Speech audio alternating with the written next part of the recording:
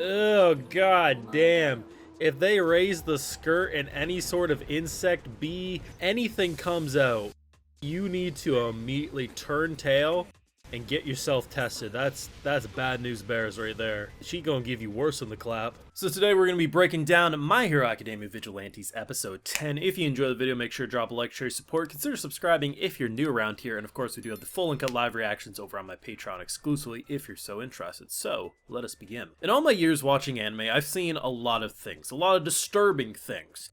But maybe it's because of how normal in general My Hero Academia looks. This one really it sent me. It made me say, wait a gosh darn moment. Perhaps Mr. My Hero Academia has gone too far, because when you can lift your damn skirt and an abundance of flying little bastards come out, I have a couple of questions. I think, where were they stored? Because you have to imagine, with the, I'm gonna estimate 50. It had to be at least 50, but probably more. It's not like they could have just been sitting on the underside of the shirt or the skirt, right? It would have been bulging. That means they were up there. That both just seems so painful, musty as hell, and Jesus. I understand it was against her will. She was basically indoctrinated.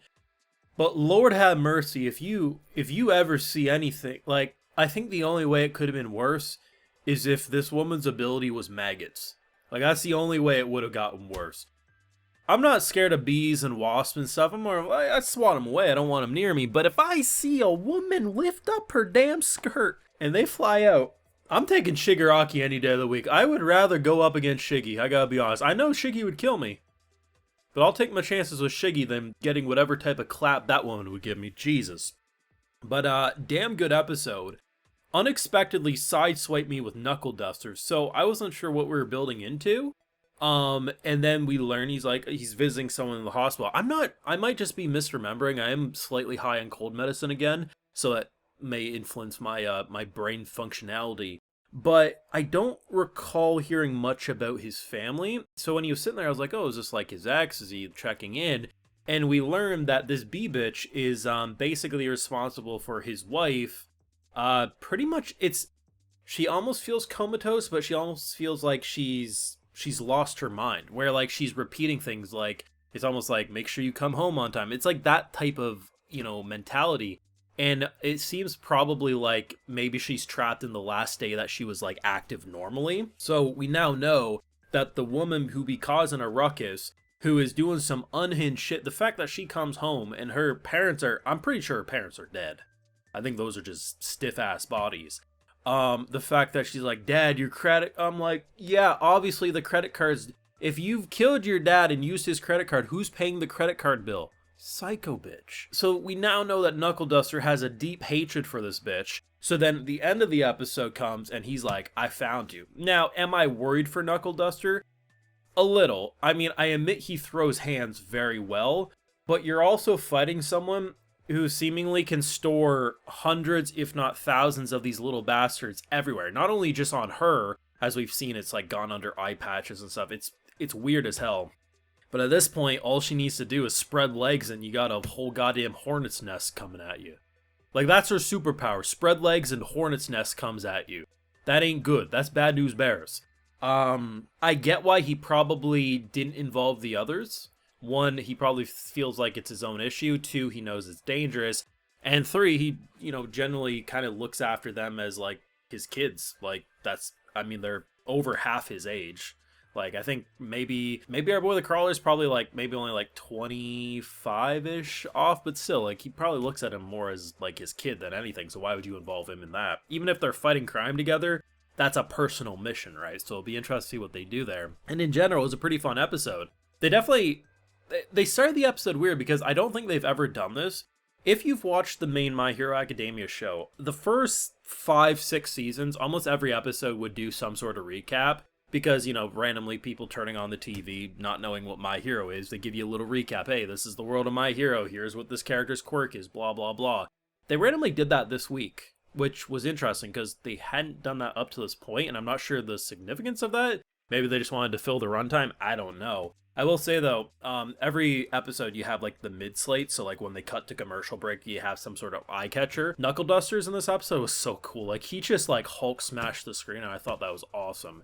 But in general, pretty fun episode. There's some things I wish we would see that I don't think we ever will. It's possible maybe they cut it from the manga. I just assume it just didn't exist in the manga at this point. And there's two things I can think of. One is little moments like when our boy's mom came over to visit. I would have really liked seeing her walk up the steps, because we know that our boy's, while he has a nice looking shack, all things considered, outside looks like a storage shed, inside looks like a comfy apartment.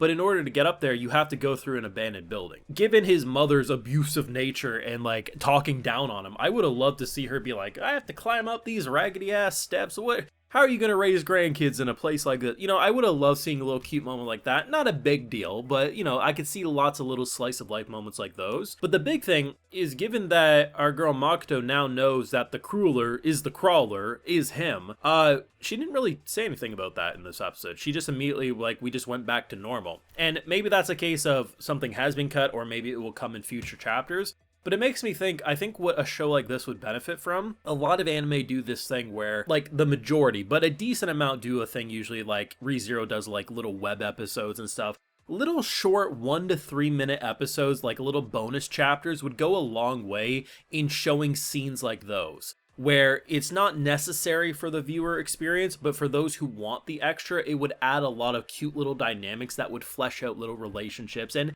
just give a lot of different scenes that maybe you can't normally fit in the average runtime. That's just what I'm currently thinking. Like, not to say, like, I think without those scenes it ruins the show. I just think if you had those scenes, it would add extra to it, you know what I mean? But either way, I'm still really liking Vigilantes. I mean, I'm not going to say it's overall the best My Hero story, because we're nearing a fourth of it adapted, right? I need to see the full thing for sure, given that I've seen way more of the main show. But I definitely like the short and precise nature of this story, even if there is some small details I wish they would have maybe flesh out a bit more. But one thing's for sure, once this is all said and adapted, once the final season of My Hero is adapted, I don't think they need to stop here. Even if like no mangaka comes out and makes more manga in the My Hero Academia world, you could easily make anime original stories in My Hero's universe. The superhero world has just a lot to explore. I'd love to see a story that's set 30, 50 years after the main series, new characters once again. You don't even need to have callbacks. There's so much to explore in this world, and while some people would claim it would be milking to keep, you know, adapting or creating new stories in this world, I say you're just using an interesting set piece to create interesting stories. And I think they could keep this going for decades if they really want. Will they? Most likely not. But hopefully more authors and, you know, studios and stuff could just keep making it in this world, because I'm really enjoying it. But you let me know your thoughts down below. What did you think of this episode? Favorite moment, if you got any. My favorite moment is my most hated moment, which is the Here's Johnny moment where she lifts it up, and you needed some raid for that. But yeah, thoughts down below. Drop a like. Consider subscribing if you're new around here. And of course, we have the Patreon. We got those live reactions over there exclusively, and I also give a personal video shout out to all my patrons if you're so interested. Alright, so today we got Drew Stern, Decay Luzal, Coom Snatcher. I picked the perfect day to give you a shout out. Thomas, Chris Bolu, Kevin Cav, Wendy, Thomas Kozes, and we also have Robert Franklin. So I appreciate the support, everyone. Please take care, and y'all have a good one.